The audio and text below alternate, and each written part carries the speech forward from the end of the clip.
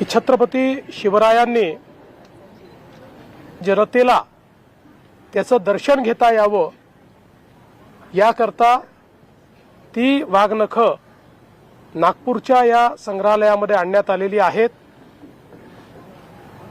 माझी सर्वांना विनंती आहे, विशेषतः आमच्या तरुणांना आणि लहान मुलांना विनंती आहे की त्यांनी इथे येऊन या वाघनखांचं दर्शन घेतलं पाहिजे आणि त्यासोबत या संग्रहालयामध्ये अतिशय चांगली व्यवस्था करण्यात आलेली आहे। अनेक मराठाकालीन शस्त्रास्त्र यांचं प्रदर्शन लावण्यात आलेलं आहे।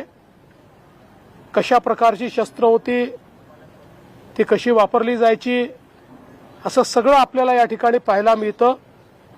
आणि या व्यतिरिक्त प्राचीन अनेक वस्तूंचा ठेवा या ठिकाणी पाहायला मिळणार आहे।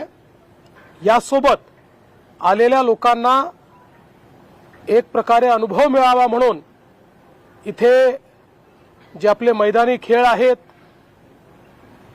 जे आपले या ठिकाणी वेगवेगळ्या प्रकारचे ज्या कवायती आहेत,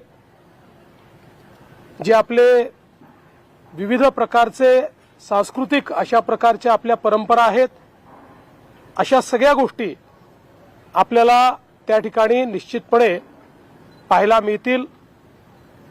आणि आपला इतिहास जो स्वराज्याचा इतिहास आहे, जो स्वर्णिम इतिहास आहे, त्याचा एक अनुभव आणि अनुभूती या ठिकाणी पाहायला मिळेल।